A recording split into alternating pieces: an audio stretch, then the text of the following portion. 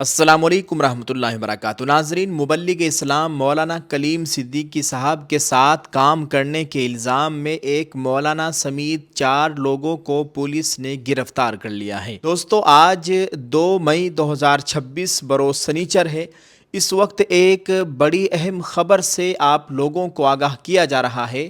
خبر social media پر خوب گردش کر رہی ہے۔ ہندوستان ٹائمز کی رپورٹ کے مطابق اتر پردیش کے شہر آگرہ میں پولیس نے مبینہ غیر قانونی تبدیلی مذہب کے خلاف جاری اپنی مہم آپریشن اسمیتا کے تحت مزید 4 بڑی گرفتاریوں کا دعویٰ کیا ہے، جس کے بعد اس پورے معاملے نے ایک نیا رخ اختیار کر لیا ہے۔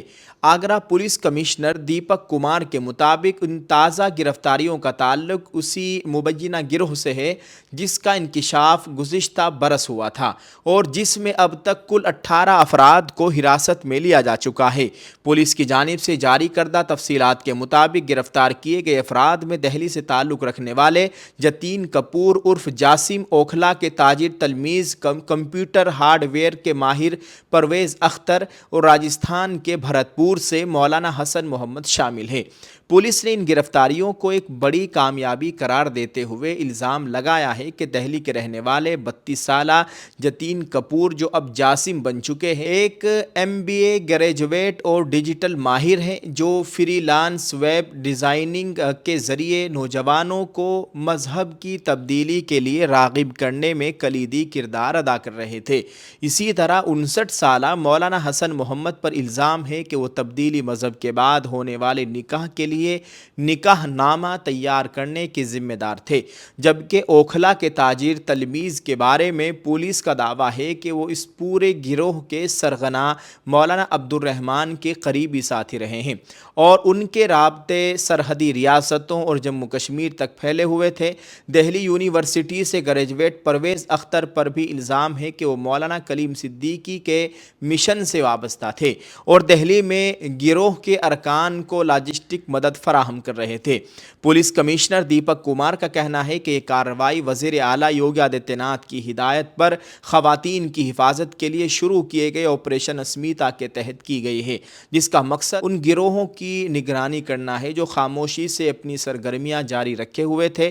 دوسری جانب قانونی ماہرین اور سماجی حلقوں میں ان گرفتاریوں پر گہری تشویش کا اظہار کیا جا رہا ہے۔ ناقدین کا موقف ہے کہ بھارتی آئین کا آرٹیکل 25 ہر شہری کو اپنے ضمیر کے مطابق کسی بھی مذہب کو اختیار کرنے اور اس کی تبلیغ کرنے کا مکمل حق دیتا ہے۔ پولیس کی جانب سے لالچ یا دھوکہ دہی جیسے الفاظ کا استعمال اکثر ان حالات میں کیا جاتا ہے جہاں ایک بالغ انسان اپنی مرضی سے اسلام کی تعلیمات سے متاثر ہو کر اسے قبول کرتا ہے۔ اسلام کی دعوت دینا ایک دینی فریضہ ہے اور جب تک اس میں کسی قسم کا جبر یا غیر قانونی عمل ثابت نہ ہو جائے تب تک ایسی گرفتاریوں کو محض مذہبی بنیادوں پر نشانہ بنانا تصور کیا جاتا ہے۔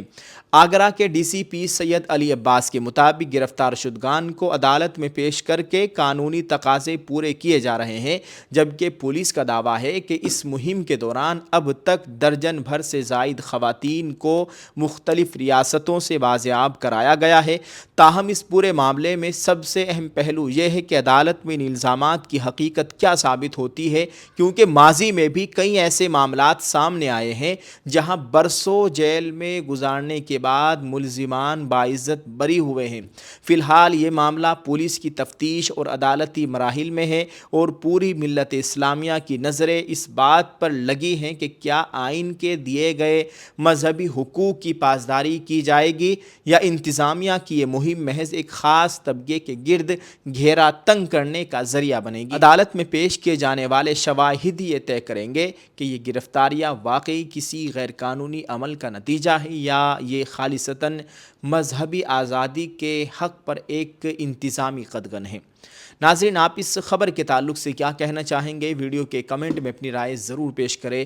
دعا ہے اللہ تعالی ہم سب کے ایمان و اعمال کی مکمل حفاظت فرمائے اور جو بے قصور جیلوں کے اندر بند ہے اللہ تعالیٰ ان کی رہائی کے اسباب مہیا فرمائے۔ اللہ ہمارے ملک میں امن و امان کی صورتحال قائم فرمائے، آمین۔